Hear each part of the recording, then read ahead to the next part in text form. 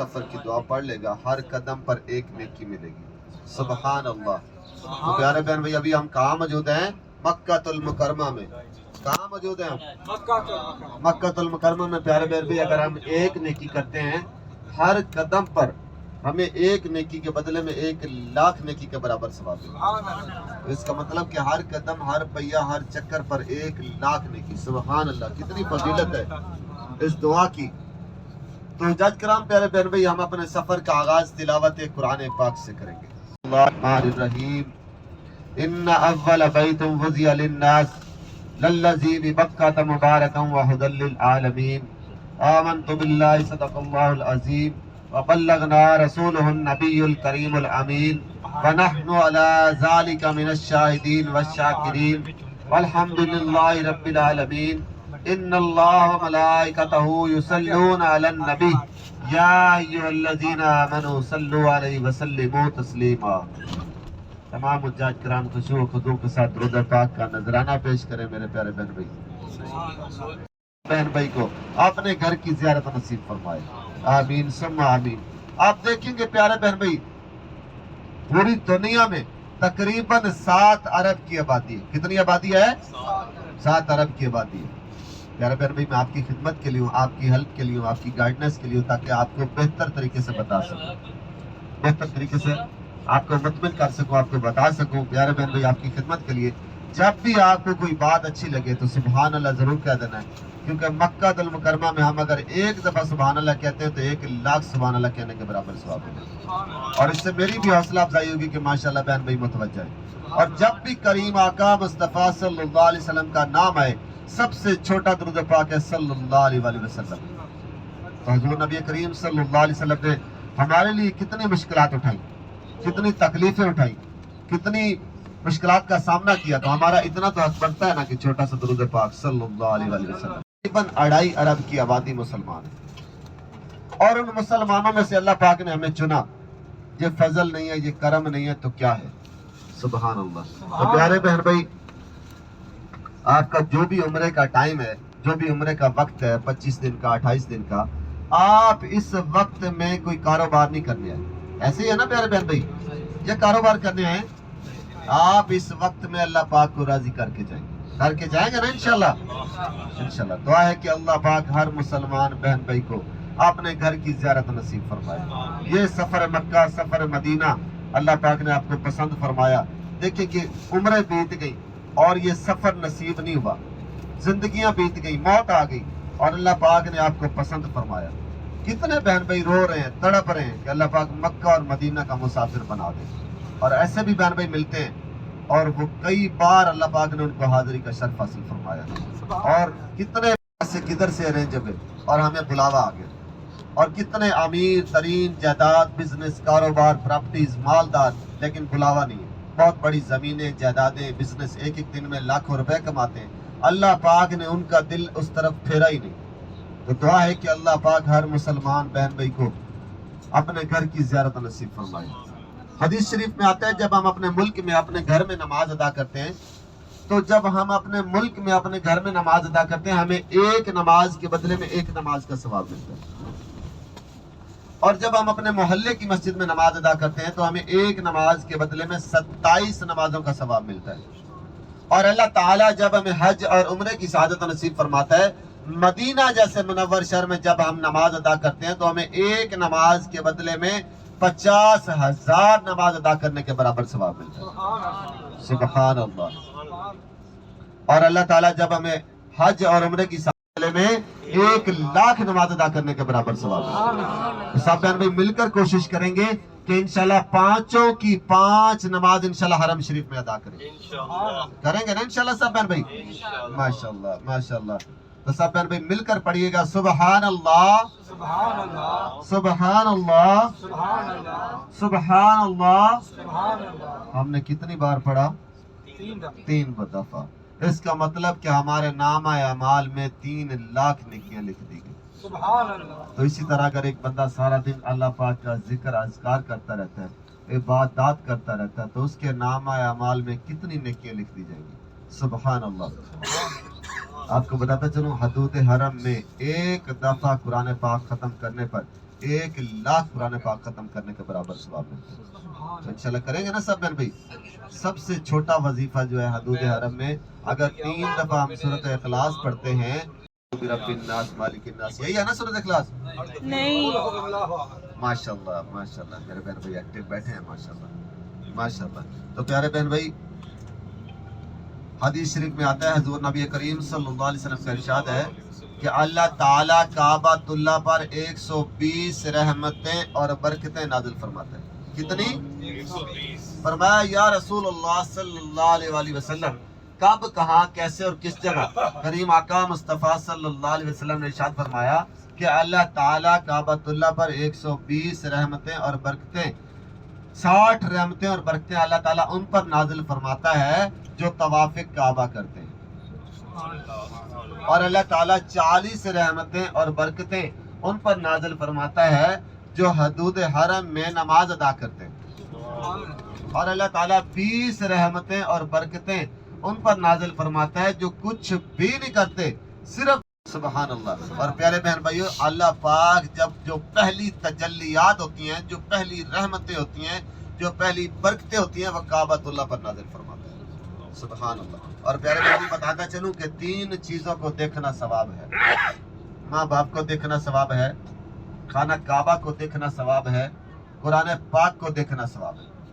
ماں باپ کے بارے میں کریم آقا مصطفیٰ صلی اللہ علیہ وسلم نے ارشاد فرمایا کہ جو شخص خلوص نیت, پیار, محبت, اخلاق کی نظر سے ماں باپ کو دیکھتا ہے اس کو ایک مقبول حج کا ثواب ملتا ہے. وہ حج جو قبول ہو چکا ہو. فرمایا کس نے؟ آپ کی اور میرے آقا تاجدار مدینہ مصطفیٰ صلی اللہ علیہ وسلم. اب دیکھیں کہ ہم پاکستان, انڈیا, بنگلہ دیش اپنے ملک سے آتے ہیں عمرے کے لیے. میکسیمم جو ہمارے پاکستانی بہن بھائی ہیں, باقی ملکوں کا تو نہیں پتا کرنسی کا حساب ہوتا ہے. پاکستان سے جب ہم آتے ہیں تو لیٹر, پروف, ریٹن, 30 پیپر, کوئی بھی چیز نہیں دیتی کہ یہ آپ کا حج, یہ آپ کا عمرہ قبول ہو چکا ہے. دیتی ہے آپ کو دیکھے گا اس کو ایک مقبول حج کا ثواب ملتا ہے. سبحان اللہ.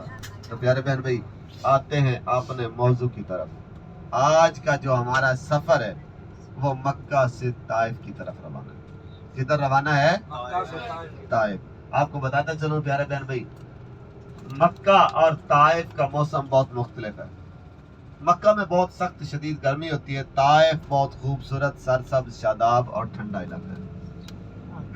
حضور نبی کریم صلی اللہ علیہ وسلم کے دور میں مکہ میں اگر کوئی بچہ پیدا ہوتا تو اس بچے کو گرمی کی شدت سے بچانے کے لیے طائف لے جایا جاتا. کدھر لے جایا جاتا؟ طائف. اسی طرح آپ کے اور میرے آقا تاجدار مدینہ مصطفیٰ صلی اللہ علیہ وسلم, میں قربان جاؤں, ان کا بچپن مبارک بھی اسی شہر طائف میں گزرا. جس شہر طائف میں ابھی ہم رواں دواں ہیں, کریم آقا مصطفیٰ صلی اللہ علیہ وسلم کا بچپن مبارک بھی. بہن بھائی ہمارا طائف جانے کا مقصد کیا ہے, ہم کیوں جا رہے ہیں طائف؟ تو میرے پیارے بہن بھائی طائف کی زیارات تو ہم کریں گے کیونکہ آپ کو لے کے جا رہے ہیں. دعا ہے کہ اللہ پاک سب بہن بھائیوں کو خیریت سے لے کے جائے اور ہم خیریت سے واپس اپنے منزل مقصود پر پہنچے. تو طائف کی زیارات تو انشاءاللہ ہم کریں گے. اور طائف جانے کا مقصد پیارے بہن بھائی یہ ہے, طائف اگر ہم جا رہے ہیں تو دل میں وہ تڑپ ہو, وہ محبت ہو, وہ کیفیت ہو, وہ پیار ہو, وہ درد ہو, وہ تکلیف ہو کہ ہمارے پیارے آقا تاجدار مدینہ مصطفیٰ صلی اللہ علیہ وسلم کے ساتھ طائف والوں نے کیا ظلم و ستم کیے تھے, کیا پتھروں کی بارشیں برسائی تھی, کیا درد کیے تھے.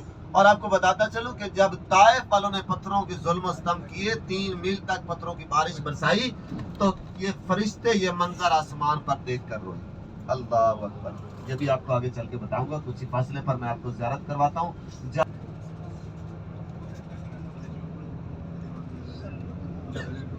جی پیارے بہن بھائی کچھ ہی فاصلے پر آپ کے الٹے ہاتھ پر دیکھیے گا جبل نور. سبحان اللہ. جبل نور, جبل کہتے ہیں عربی زبان میں پہاڑ کو, جبل نور غار ہیرا, وہ مقام جہاں آپ کے سامنے, بالکل سامنے, یہ وہ مقام جہاں آپ کے اور میرے آقا حضور نبی کریم صلی اللہ علیہ وسلم کئی دن کئی رات اللہ پاک کی عبادت میں مصروف رہتے, کیونکہ یہاں سے خانہ کعبہ کی زیارت ہوتی تھی. یہاں سے خانہ کعبہ کی زیارت ہوتی تھی. یہی وہ جگہ, اسی مقام پر قرآن پاک کا نزول ہوا, اسی مقام پر قرآن پاک کا نزول ہوا، پہلی وحی نازل ہوئی، اور یہی وہ مقام ہے، یہی وہ جگہ جہاں آپ کی اور میری ماں اما خدیجۃ الکبریٰ غریب بہن بھائی جانا چاہیں تو فجر کی نماز کے بعد آپ جا سکتے ہیں۔ اور اسی طرح جیسے کہ غار ثور کا ذکر آیا قرآن پاک میں، اس کو یہ غار ثور کا اعزاز حاصل ہے۔ ثانی یسنین اذ ہما فی الغار اذ یقول لصاحبہ لا تحزن ان اللہ معنا۔ تو پیارے بہن بھائی یہ وہ مقام تھا جبل نور، غار حرا۔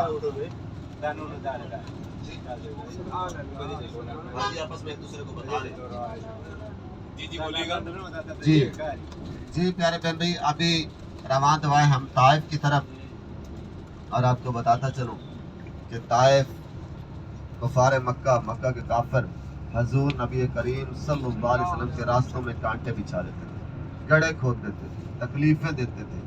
حضور نبی کریم صلی اللہ علیہ وسلم اگر نماز پڑھتے تو آپ کی پیٹھ کے اوپر اونٹ کی اوجڑیاں رکھ دیتے۔ حضرت فاطمہ رضی اللہ تعالیٰ عنہ فرماتی کہ اللہ کے نبی آپ ان کے لیے بد دعا کریں۔ پیچھے آواز آ رہی ہے؟ تو صلی اللہ علیہ وسلم اگر نماز پڑھتے تو کفار مکہ کے کافر آپ کی پیٹھ کے اوپر اونٹ کی اوجڑیاں رکھ دیتے۔ حضرت فاطمہ رضی اللہ تعالیٰ عنہ فرماتی کہ آپ ان کے لیے بد دعا کریں، لیکن کریم آقا مصطفیٰ صلی اللہ علیہ وسلم نے ایسا ہرگز نہ کیا، کیونکہ حضور نبی کریم صلی اللہ علیہ وسلم رحمت للعالمین تھے، صبر کا دامن ہاتھ سے نہ چھوڑا، طائف والوں کے لیے، مکہ والوں کے لیے بد دعا نہ کی۔ یہاں تک کہ باہر سے کوئی تاجر اگر سامان لے کر آتا تو کفار مکہ مہنگے داموں سامان خرید لیتے، تو کوئی بھی چیز کریم آقا مصطفیٰ صلی اللہ علیہ وسلم تک پہنچنے نہیں دیتے۔ تو حضور نبی کریم صلی اللہ علیہ وسلم نے کھجور کی گٹلیاں چوس چوس کر گزارا کیا، اور جب کفار مکہ کے کافر دشمن بن گئے، بچہ دشمنی سے باز نہ آیا، تو کریم آقا صلی اللہ علیہ وسلم نے طائف جانے کا فیصلہ کیا۔ کدھر جانے کا فیصلہ کیا؟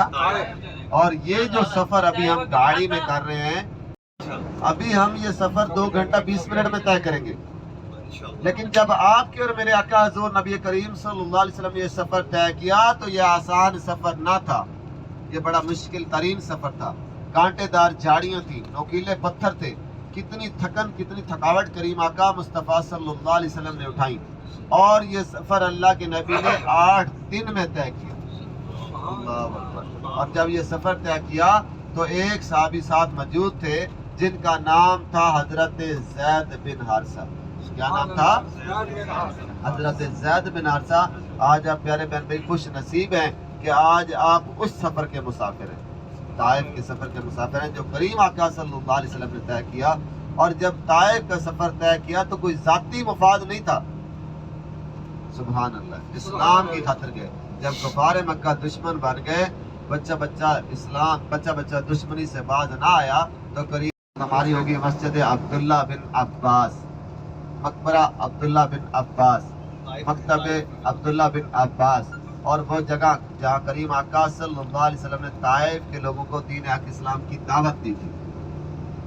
اور حضرت عبداللہ بن عباس کا گھر مبارک اور ان کا مدرسہ، اور آپ نے سنا ہوگا کہ طائف میں وہ انگوروں کا باغ ہے جس میں حضور نبی کریم صلی اللہ علیہ وسلم کو زخمی حالت میں لایا گیا، انگور پیش کیے گئے، اور اس کے ساتھ اس باغ میں مسجد عداس، اور اس کے ساتھ ساتھ مسجد رسول اللہ صلی اللہ علیہ وسلم جہاں کریم آقا صلی اللہ علیہ وسلم ٹیک لگا کر بیٹھے تھے، اور مسجد علی اسلام کی تاریخ میں وہ پہلی مسجد جس کا سب سے پہلے مینار بنا، مسجد علی طائف میں۔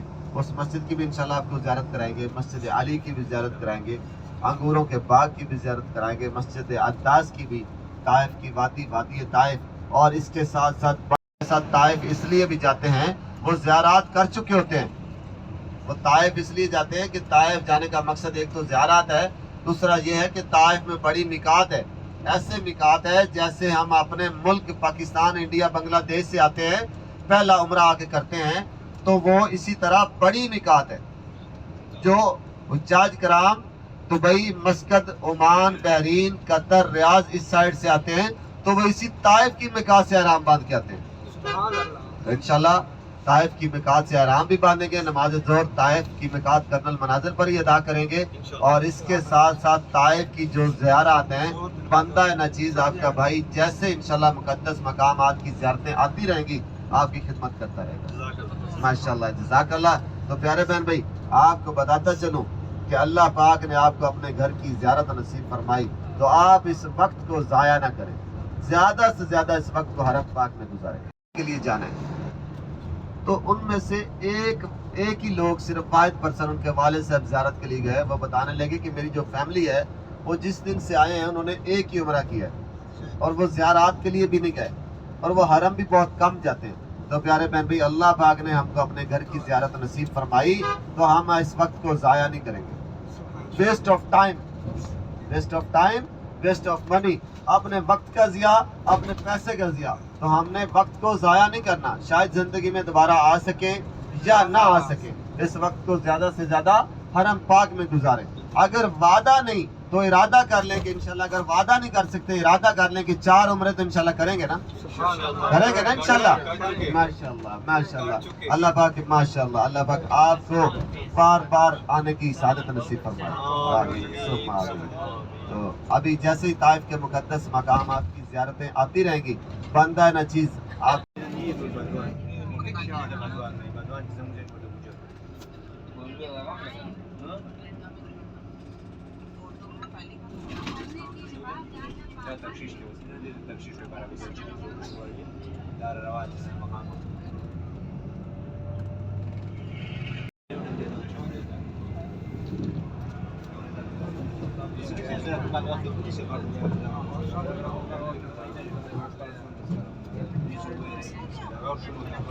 نبی کریم صلی اللہ علیہ وسلم کا بچپن مبارک بھی اسی شہر طائف میں گزرا۔ جیسے کہ تمام بہن بھائی کو میں نے بتایا کہ طائف اور مکہ کا موسم بہت مختلف ہے۔ مکہ میں بہت سخت شدید گرمی ہوتی ہے، طائف بہت خوبصورت سبز شاداب اور ٹھنڈا علاقہ ہے۔ حضور نبی کریم صلی اللہ علیہ وسلم کا بچپن مبارک بھی اسی شہر طائف میں گزرا۔ تو پیارے بہن بھائی، اسی شہر طائف میں ابھی آپ کو لے کے جا رہا ہوں۔ ہماری پہلی زیارت کچھ ہی فاصلے پر مسجد عبداللہ بن عباس، عبداللہ بن عباس، مقبرہ عبداللہ بن عباس، مکتب عبداللہ بن عباس، حضرت عبداللہ بن عباس کا گھر مبارک اور ان کا مدرسہ۔ تو پیارے بہن بھائی، بتاتا چلوں کہ یہاں پہ میں اتاروں گا تمام بہن بھائی کو، تمام بہن بھائی گروپ کی صورت میں میرے ساتھ رہیں گے نا انشاءاللہ، کیونکہ ویٹ کریں گے کوئی بھی بہن بھائی اپنی وہ گاڑی کی طرف سے وہ ڈسپلن کا خیال رکھتے ہیں۔ کسی بہن بھائی نے کھانے پینے کا منع نہیں ہے، جو بھی کھانا ہے مشکل نہیں ہے، آپ جب گاڑی کے پاس آئیں گے باہر کھڑے ہو کے کھا لیں گے۔ آئس کریم ہے، پھل وغیرہ ہے، گاڑی میں نہیں لے کے آئیں گے۔ تو اس کے بعد انشاءاللہ ہم زیارت کرنے کے بعد گاڑی میں بیٹھیں گے اور انشاءاللہ اگلے مقامات کی طرف روانہ ہوں گے۔ تو تمام بہن بھی میرے ساتھ رہیں گے نا انشاءاللہ گروپ میں؟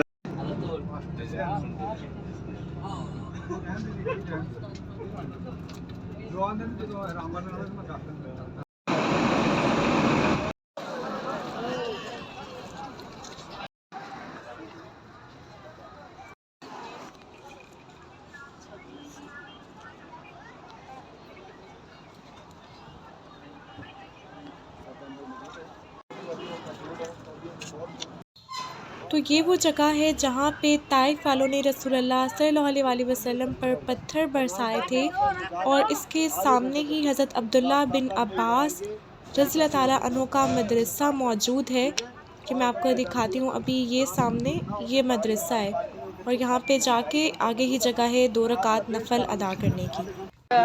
تو یہ ہے طائف یونیورسٹی بھی اس کو کہا جاتا ہے۔ تو ابھی میں جاتی ہوں اس کے اندر اور آپ کو بھی دکھاتی ہوں اس کا ویو۔ اس کے اندر تو جانا یہ الاؤ نہیں کر رہے، مجھے ابھی بھی پتہ چلے، تو جہاں تک ہو سکتا ہے میں آپ کو دکھا دیتی ہوں۔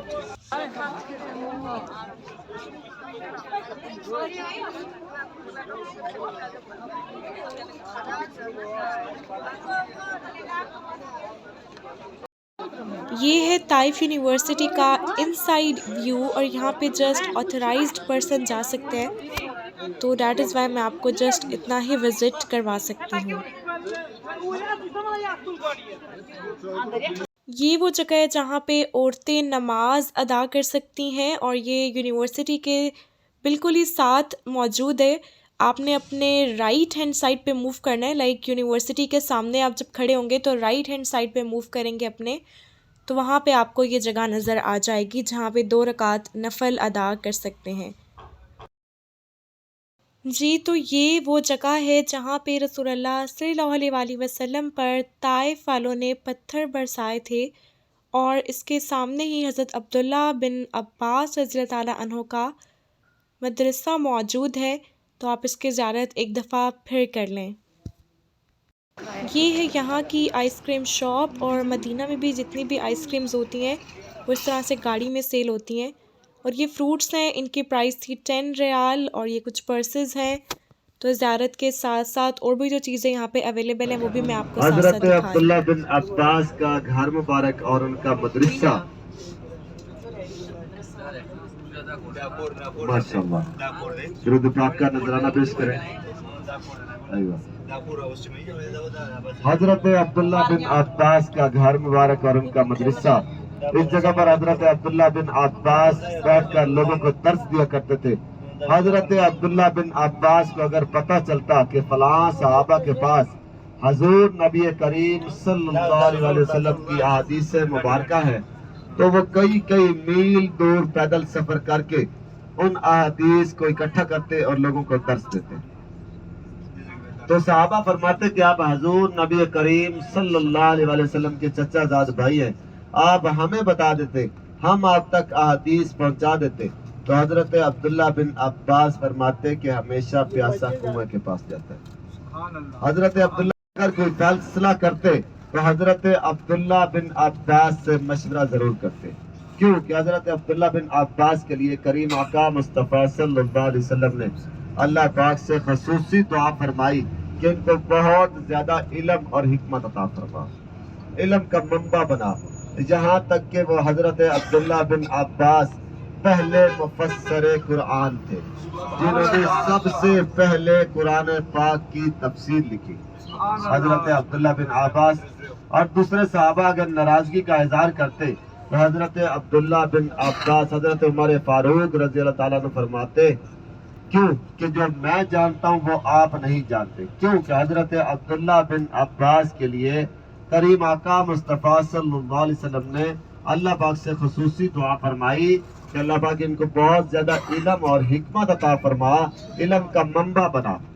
تو میرے بہن بھائی سیدھے ہاتھ کی طرف یہ زیارت میں نہیں آتی، ویسے میں آپ کی انفارمیشن معلومات کے لیے بتا رہا ہوں۔ ترکیوں کے دور، جی سلطنت عثمانی، ترکیوں کے دور حکومت کی یہ 100 سال پرانی بلڈنگ ہے، اور بتایا جاتا ہے کہ جب کریم آقا مصطفیٰ صلی اللہ علیہ وسلم طائف میں دین حق اسلام کی تبلیغ کے لیے تشریف لائے تو جس راستے سے ابھی ہمارا گزر ہوا ہے یہ اس وقت طائف کا مین بازار ہوا کرتا تھا، مین ایریا ہوا کرتا تھا۔ اور آپ کو بتاتا چلوں کہ آپ کو میں نے ایک جگہ دکھائی جہاں پر ہم کھڑے ہو کے میں نے آپ کو زیارت کے لیے بتا رہا تھا، حضور نبی کریم صلی اللہ علیہ وسلم نے اس جگہ پر طائف کے لوگوں کو 1400 سال پہلے دین حق اسلام کی دعوت دی، بتائی نا میں نے وہ جگہ۔ تو حضور نبی کریم صلی اللہ علیہ وسلم جب 8 دن کا سفر طے کرنے کے بعد کتنا مشکل ترین سفر طے کیا، اگر ہمارے گھر کوئی مہمان آ جائے تو ہم کتنی مہمان نوازی کرتے ہیں، کتنی خدمت کرتے ہیں، اور طائف کے لوگوں نے نہ خدمت کی، نہ حال پوچھا، نہ مہمان نوازی کی، اور سلوک کس طرح کیا۔ اللہ اکبر۔ آپ حضور نبی کریم صلی اللہ علیہ وسلم پہلے سردار کے پاس پہنچے اور اس کو بتایا کہ میں اللہ کا نبی ہوں، اللہ کا رسول ہوں، اور اس کو بتایا کہ میں اللہ کا نبی ہوں، اللہ کا رسول ہوں۔ وہ ظالم بدبخت کہکے لگانے لگا، مذاق اڑانے لگا، طنز کرنے لگا، سیٹیاں بجانے لگا کہ اللہ کو آپ ہی ملے صرف نبی بنا کر بھیجنے والے۔ تو کریم آقا مصطفیٰ صلی اللہ علیہ وسلم دوسرے سردار کے پاس پہنچے، اسی طرح تیسرے سردار کے پاس پہنچے اور انہوں نے اسلام قبول نہ کیا۔ تو کریم آقا صلی اللہ علیہ وسلم نے ارشاد فرمایا کہ تم لوگوں نے جو راستہ اختیار کیا ہوا ہے یہ جہنم کا راستہ ہے، دوزخ کا راستہ ہے۔ میں جو آپ کو راستہ بتلانے آیا ہوں وہ صراط مستقیم، جنت کا راستہ ہے۔ تو یقین مانے پیارے بہن بھائی، اس سے پہلے ہماری مائیں بہنیں بیٹیوں کو رسپیکٹ ملی، قدر ملی کب؟ جب اسلام آیا۔ اس سے پہلے عرب کے لوگ بیٹیوں کو زندہ دفن کر دیتے تھے، ابھی بھی مکہ المکرمہ میں وہ جگہ موجود ہے۔ جن کن بہن بھائیوں نے وہ دیکھی، ماشاءاللہ ماشاءاللہ ماشاءاللہ، حرم کے بالکل قریب ہے۔ اسی جگہ پر محاصرہ کیا، گھراؤ کیا، اور طائف کے عبارہ اوباش نوجوان کو، گنڈوں کو بلایا اور کہا کہ ان کے اوپر پتھر برساؤ، اور لوگ اس طرح پتھر منتظر لے کر کھڑے، صف میں کھڑے ہو گئے جس طرح ہم نماز میں صف بنا کر کھڑے ہوتے ہیں، اور ایسے منتظر کھڑے ہو گئے پتھر اٹھا کے۔ جب کریم آقا مصطفیٰ صلی اللہ علیہ وسلم طائف کے 12 نوجوان گنڈوں نے اوباش گنڈوں نے حضور نبی کریم صلی اللہ علیہ وسلم پر 3 میل تک پتھروں کی بارش برسائی. اس جگہ سے لے کر اس باغ تک جس باغ کی میں ابھی آپ کو زیارت کروانے جا رہا ہوں، 3 میل تک پتھروں کی بارش برسائی. اور ان ظالموں نے اتنے پتھر برسائے کہ آپ کے کپڑے مبارک لہو لہان ہو گئے، آپ کا جسم مبارک لہو لہان ہو گیا، آپ کی پنڈلی مبارک سے خون بہنے لگا، آپ کے ٹخنوں مبارک سے خون بہنے لگا، آپ کے جوتے مبارک خون سے بھر گئے. کریم آقا مصطفیٰ صلی اللہ علیہ وسلم اگر ایک پاؤں اٹھاتے تو ظالم پھر پتھر مارتے. کریم آقا صلی اللہ علیہ وسلم دوسرا پاؤں اٹھاتے تو ظالم پتھر مارتے، ڈال کر کھڑا کر دیتے، چلاتے. اور اس دوران میں نے آپ کو بتایا کہ حضرت زید بن حارثہ، بتایا تھا نا راستے میں کہ وہ صحابی جنہوں نے حضور نبی کریم صلی اللہ علیہ وسلم کے ساتھ یہ طائف کا سفر طے کیا. اور جج کرام کچھ ہی فاصلے پر میں آپ کو زیارت کروا رہا ہوں. آپ کی لیفٹ سائڈ پر، اس سائڈ پہ آئے گی مسجد علی. اسلام کی تاریخ میں یہ پہلی مسجد ہے، مینار کی لسٹ میں، گنبد کی لسٹ میں. مسجد علی اسلام کی تاریخ میں درود پاک کا نذرانہ پیش کریں گے. کچھ ہی فاصلے پر میں آپ کو زیارت کرواتا ہوں. جی ولی آپ کے الٹے ہاتھ پہ دیکھیے گا مسجد علی. یہ کون سی مسجد ہے؟ مسجد علی. اسلام کی تاریخ میں یہ وہ پہلی مسجد ہے جس کا سب سے پہلے مینار بنا، سب سے پہلے گنبد بنا. اس سے پہلے جو مساجد تھی ان کے مینار نہیں ہوا کرتے تھے، ان کے گنبد نہیں ہوا کرتے تھے. مسجد علی کون سی مسجد؟ طائف میں مسجد علی. اسلام کی تاریخ کیوں کہا جاتا ہے اس کو مسجد علی؟ اس لیے کہا جاتا ہے کہ حضرت علی رضی اللہ تعالیٰ عنہ جب طائف میں آئے تو اس جگہ پر ان کا خیمہ تھا، اس جگہ پر انہوں نے نماز پڑھائی. دین حق اسلام کی تبلیغ کے لیے جب طائف میں آئے اس جگہ پر ان کا خیمہ تھا، اس جگہ پر انہوں نے نماز پڑھائی. اس لیے یہ مسجد حضرت علی کے نام سے منسوب ہے،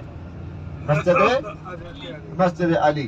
تو بتاتا چلوں پیارے بہن بھائی کہ جیسا کہ بتایا کہ حضرت زید بن حارثہ حضور نبی کریم صلی اللہ علیہ وسلم کے کبھی آگے ہو جاتے، کبھی پیچھے ہو جاتے، کبھی دائیں جانب کبھی بائیں جانب، کہ کوئی پتھر مجھے لگ جائے. جب طائف کے لوگوں نے پتھروں کی بارش برسائی اس دوران حضرت زید بن حارثہ بھی کافی زخمی ہو گئے اور حضور نبی کریم صلی اللہ علیہ وسلم پر غشی طاری ہوگی. غشی میں ان بے ہوشی کا عالم آ گیا. حضرت زید بن حارثہ نے اپنے کاندھے مبارک پر اٹھایا. سبحان جس سائیڈ سے ہم نے زیارت کی وہ فرنٹ سائیڈ ہے، لیکن اس سائیڈ سے نظر نہیں آتا، دیوار بہت اونچی ہے. یہاں سے آپ کو اس لیے لے کے آیا ہوں کہ بڑے واضح طریقے سے آپ زیارت کر پائیں گے. سبحان اللہ. درود پاک کا نذرانہ پیش کریں گے. 1400 سال پہلے آپ کے اور میرے آقا تاجدار مدینہ مصطفیٰ صلی اللہ علیہ وسلم کو اس باغ میں زخمی حالت میں لایا گیا. حضرت زید بن حارثہ اپنے کاندھے مبارک پر لے کے آئے. گاڑی کھڑی ہے آگے، میں دکھاتا ہوں. یہ دیکھیے گا حجاج کرام، اس کا گیٹ دیکھیے گا، دروازہ دیکھیے گا بند ہے، کیونکہ یہاں پر جو جگہ ہوتی ہے نا وہ جو اتارنے کی جگہ ہوگی وہ انشاءاللہ میں آپ کو اتاروں گا. دیکھیے دروازہ بند ہے، کوئی حاجی اس کے اندر نہیں ہے. دیکھیے گا حجاج کرام، یہ وہ باغ ہے جس میں حضور نبی کریم صلی اللہ علیہ وسلم کو 1400 سال پہلے لایا گیا. باغ کے درمیان میں آپ کو مسجد نظر آ رہی ہے، مسجد عداس. یہ کون سی مسجد ہے؟ مسجد علی. عداس، عین دال الف سین. اسی جگہ پر انگور ٹیک لگا کر بیٹھے تھے زخمی حالت میں. اسی جگہ پر حضرت عداس رضی اللہ تعالیٰ عنہ نے طائف میں سب سے پہلے اسلام قبول کیا. طائف میں وہ پہلے صحابی تھے جن کے نام سے یہ مسجد تعمیر کر دی گئی، مسجد عداس. کون سی مسجد؟ پیچھے والے بہن بھائیوں کو نظر آ گیا؟ پیچھے والے بہن بھائی بتائیے گا، پیچھے والے اینڈ والے بولیے گا، نظر آیا؟ ماشاءاللہ. مسجد عداس یہ وہ باغ ہے جس میں باغ میں حضور نبی کریم صلی اللہ علیہ وسلم کو 1400 سال پہلے زیارت کریں، جی بھر کے درود پاک کا نذرانہ پیش کریں. اس باغ میں لایا گیا، انگور پیش کیے گئے. اسی باغ میں انگور پیش کیے گئے. اسی باغ میں حضور نبی کریم صلی اللہ علیہ وسلم نے اسی جگہ پر زخمی حالت میں آرام فرمایا. اسی جگہ پر زخمی حالت میں آرام فرمایا. یہی وہ باغ ہے. اسی جگہ پر حضرت عداس رضی اللہ تعالیٰ عنہ نے طائف میں سب سے پہلے انگور پیش کیے. طائف میں سب سے پہلے انہوں نے اسلام قبول کیا. بتاتا چلو پیارے بہن بھائی کہ جب حضرت زید بن حارثہ نے دیکھا کہ مکہ کے معزز شخص حضرت محمد مصطفیٰ صلی اللہ علیہ وسلم کا طائف والوں نے یہ حل کر دیا تو دشمن بھی گھبرائے، خوف زدہ ہو گئے، لرز گئے. تو انہوں نے اپنے غلام عداس کو بلایا. کس کو بلایا؟ جن کے نام سے یہ مسجد بنی ہے، ابھی میں نے دکھائی بھی ہے. اپنے غلام عداس کو بلایا جو کہ اس وقت مسلمان نہیں تھے. ایک تھالی میں ایک برتن میں انگور سجوائے اور ان کی خود کی ہمت نہیں ہوئی، انہوں نے اپنے کو غلام عداس کو بلایا اور کہا کہ وہ جو شخص یہ انگور کے تنے کے ساتھ زخمی حالت میں ٹیک لگا کر بیٹھا ہے ان کو یہ انگور پیش کر دے، اگر وہ انگور نہ کھائے تو ان کو ان کے رشتہ داروں کا واسطہ دے دینا۔ اور جب عداس انگور لے کر پہنچے تو کریم آقا مصطفیٰ صلی اللہ علیہ وسلم نے بسم اللہ الرحمن الرحیم پڑھ کر انگور تناول فرمایا۔ سبحان اللہ۔ تو عداس یہ جو آپ نے جملہ بولا ہے بسم اللہ الرحمن الرحیم الرحمن، سبحان اللہ، الرحیم، یہ طائف میں بولا نہیں جاتا۔ آپ کون ہیں، کدھر سے ہیں، کہاں سے ہوں؟ ننوا۔ کریم آقا مصطفیٰ صلی اللہ علیہ وسلم نے ارشاد فرمایا کہ یونس کو بھی اللہ پاک نے نبی بنا کر بھیجا اور مجھے بھی اللہ پاک نے نبی بنا کر بھیجا۔ اسی وقت، اسی مقام، اسی جگہ پر حضرت عداس رضی اللہ تعالیٰ عنہ نے اسلام قبول کر لیا۔ تو انہی کے نام سے یہ مسجد تعمیر کر دی گئی، مسجد عداس۔ پیارے بہن بھائی، یہ باغ کا فرنٹ ایریا ہے، اس سائڈ سے نظر نہیں آتا، زیارت نہیں ہو پاتی، اس لیے میں آپ کو اس سائڈ سے لے کے گیا۔ یہ باغ کا فرنٹ سائڈ ہے، کچھ فاصلے پر ایک دفعہ پھر آپ کو زیارت کرواتا ہوں، آپ کا ذوق، آپ کا شوق، آپ کی محبت۔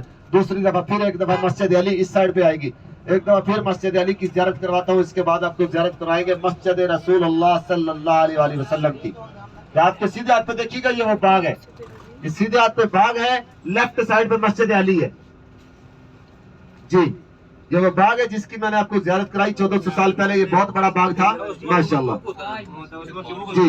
اور آپ کے الٹے ہاتھ پر مسجد علی ہے، مسجد علی کی طرف دیکھیے گا، درود پاک کا نذرانہ بھی پیش کریں۔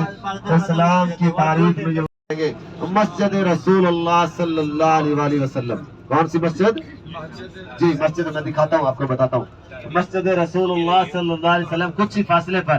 آج دیکھیں گے کہ اس مسجد کا گنبد نہیں ہے، اس کا مینار نہیں ہے، یہ وہ مسجد ہے جب باغ کے بعد کریم آقا، باغ کی زیارت کرائی ہے میں نے ابھی، باغ کے بعد کریم آقا مصطفیٰ صلی اللہ علیہ وسلم اس مسجد میں آرام کر۔ یہ مسجد ہے جس کا دیکھیں گے گنبد نہیں ہے، مسجد کو، اس کو عربی میں کہا جاتا ہے کو، مسجد عربی میں اس کو کہتے ہیں مسجد کو، اردو میں مسجد رسول اللہ صلی اللہ علیہ وسلم۔ اس جگہ پر کریم آقا صلی اللہ علیہ وسلم ٹیک لگا کر بیٹھے تھے، زخمی حالت میں بیٹھے تھے باغ کے بعد۔ اور طائف کے جو لوگ تھے، طائف کی وادی بستی کے لوگ اس پہاڑ کے اوپر چڑھ گئے اور انہوں نے اللہ کے نبی کی طرف یہ والا پتھر گرایا۔ دیکھیے گا، آپ کو شیشے میں سے یہ بہت بڑا پتھر نظر آ رہا ہوگا، پہاڑ کے درمیان میں بہت بڑا پتھر پڑا ہے، بہت بڑا، بڑے سائز میں، فل بڑے سائز میں پڑا ہے، نوکیلا نوک والا، جس کے نیچے پڑا ہے، کوئی ڈھونڈنے کی ضرورت بھی نہیں ہے۔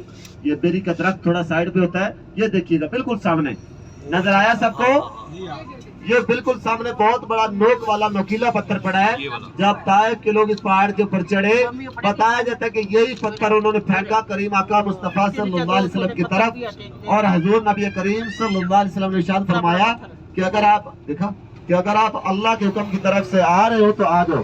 اور واللہ عالم، اسی پتھر کے بارے میں بتایا جاتا ہے کہ یہی وہ پتھر تھا جو طائف کے لوگوں نے کریم آقا مصطفیٰ صلی اللہ علیہ وسلم کی طرف پھینکا۔ اپنی سیٹوں پر بیٹھی گا پیارے بہن بھائی، سیدھے ہاتھ پر وادی طائف، طائف کے لوگوں کی بستی۔ آپ نے سنا ہوگا کہ طائف کے لوگوں کی بستی ہے جن کے پاس اللہ کے نبی دعوت حق دین حق اسلام کی تبلیغ کے لیے تشریف لائے۔ اور آپ کو بتاتا چلوں کہ وائٹ شٹرنگ والا جو آپ کو ایریا نظر آ رہا ہے، لوہے کی جالی، وائٹ شٹرنگ والا ایریا، یہاں بھی جی یہ کچھ کھنڈرات ابھی بھی موجود ہیں۔ طائف کے 3 بڑے سردار تھے، تینوں آپس میں بھائی تھے، ان کے یہ کھنڈرات ابھی بھی موجود ہیں، یہ گھر موجود ہیں۔ حضور نبی کریم صلی اللہ علیہ وسلم طائف کے لوگوں کو دین حق اسلام کی تبلیغ کے لیے تشریف لائے اور ان ظالموں نے اسلام قبول نہ کیا، اور کریم آقا صلی اللہ علیہ وسلم نے اللہ پاک سے دعا فرمائی کہ اللہ پاک اگر یہ لوگ میری بات کو نہیں مانتے تو ان کو رائے ہدایت نصیب فرما، ان کو رائے ہدایت نصیب فرما۔ اگر یہ میری بات کو نہیں مانتے تو انشاءاللہ ان کی آنے والی نسلیں ایک دن مسلمان ہوں گی۔ جب کریم آقا صلی اللہ علیہ وسلم اس مسجد میں آرام فرماتے اور جبرائیل آپ ہمیں حکم دیں، ہمیں اجازت دیں، آپ نے سنا ہوگا وہ دو پہاڑوں کو جوڑ کر طائف کی وادی کا واقعہ، اللہ کے نبی آپ ہمیں حکم دیں، ہمیں اجازت دیں، ہمارے ساتھ ملک الجبال پہاڑوں کا نگران فرشتہ، وہ جس کی ڈیوٹی اللہ پاک نے پہاڑوں کے اوپر مقرر کی ہے، موجود ہے، آپ صرف ہمیں حکم دیں، ہمیں اجازت دیں، ہم ان پہاڑوں کو جوڑ کر، طائف کی بستی کے ارد گرد پہاڑ ہے، ہم ان پہاڑوں کو جوڑ کر طائف کی بستی کو تباہ و برباد اور غرق کر کے رکھ دیں گے، صفحہ ہستی سے اس کا نام و نشان مٹا کے رکھ دیں گے۔ لیکن کریم آقا صلی اللہ علیہ وسلم نے ایسا ہرگز نہ کیا۔ کیونکہ حضور نبی کریم صلی اللہ علیہ وسلم رحمت للعالمین تھے. صبر کا دامن ہاتھ سے نہ چھوڑا. طائف والوں کے لیے بد دعا نہ کی, مکہ والوں کے لیے بد دعا نہ کی. تو حضور نبی کریم صلی اللہ علیہ وسلم نے صبر کا دامن ہاتھ سے نہ چھوڑا. تو پیارے بہن بھائی, یہ تھی وہ طائف کی زیارات, مسجد علی, مسجد عداس, مسجد رسول اللہ صلی اللہ علیہ وسلم. تو ابھی میں تمام بہن بھائیوں کو لے کے جا رہا ہوں, سے لے کے جائے تمام حجاج کرام کو میری طرف سے عمرے کی بہت بہت مبارک ہو. دعا ہے کہ اللہ پاک جس طرح اللہ پاک نے ہمیں اسی سال عمرے کی سعادت نصیب فرمائی, اللہ پاک اپنے فضل اور کرم سے ہمیں اسی سال میدان عرفات میں حج کا خطبہ سننے کی سعادت نصیب فرمائے. آمین ثم آمین. اور دل سے دعا کرتے ہیں کہ اللہ پاک ہر مسلمان بہن بھائی کو اپنے گھر کی زیارت نصیب فرمائے. آمین ثم آمین. جب بھی پیارے بہن بھائی آپ دعا کیا کریں گے تو آپ اپنی دعاؤں میں ان بہن بھائیوں کو ضرور شامل کیا کریں. جب آپ اپنے ملک سے روانہ ہوئے تو انہوں نے آپ کو دعاؤں کے لیے کہا تھا نا, تو ان کو ضرور دعاؤں میں شامل کیا کریں. تو حجاج کرام آپ کو بتاتا چلوں کہ ابھی میقات کرنل منازل کی طرف رواں دواں ہیں.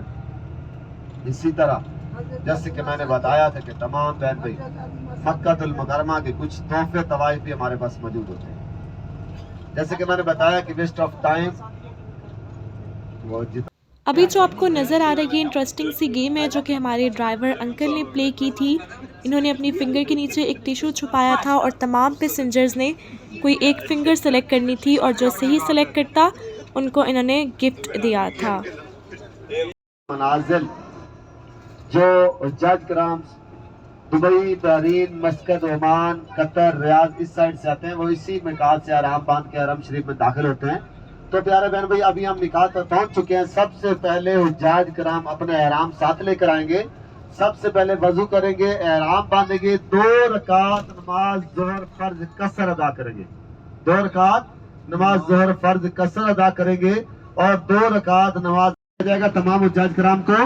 تو ابھی میقات اور بتاتا چلو تمام بہن بھائیوں کو گاڑی جس جگہ الحمدللہ ہماری گاڑی بڑی میقات پہ پہنچ چکی ہے. ابھی میں آپ کو بھی دکھاتی ہوں بڑی میقات. تو ابھی گاڑی جا رہی ہے پارکنگ کے اندر اور پھر میں بھی آپ کو انشاءاللہ دکھاتی ہوں میقات. جی تو یہ آپ کے سامنے ہے اس وقت بڑی میقات, یعنی میقات کرنل منازل. ہماری گاڑی یہاں پہ رک چکی ہے اور اب جا رہے ہیں سب افراد وضو کرنے کے لیے. یہ ہے آپ کے سامنے بڑی میقات کے مناظر. میں نے کوشش کی ہے کہ جتنے کلپس میرے پاس تھے میں نے انہیں ایز اٹ از جوائن کر دیا. کوئی ایڈیٹنگ میں نے نہیں کی. کافی ساری ورڈنگز آپ کو مسنگ لگیں گی, لیکن آئی ہوپ پھر بھی آپ کو بات کلیئر سمجھ آ جائے گی. میں نے کوشش یہ کی ہے کہ آپ کو بھی ایسا لگے کہ آپ خود یہ تمام زیارتیں کر رہے ہیں گاڑی میں بیٹھ کے. تو اس طریقے سے حجاج کرام کو مکہ سے طائف کی زیارتیں کروائی جاتی ہیں. آئی ہوپ آپ کو یہ ویڈیو اچھی لگی ہوگی. Thank you for watching and don't forget to like, share and subscribe my channel.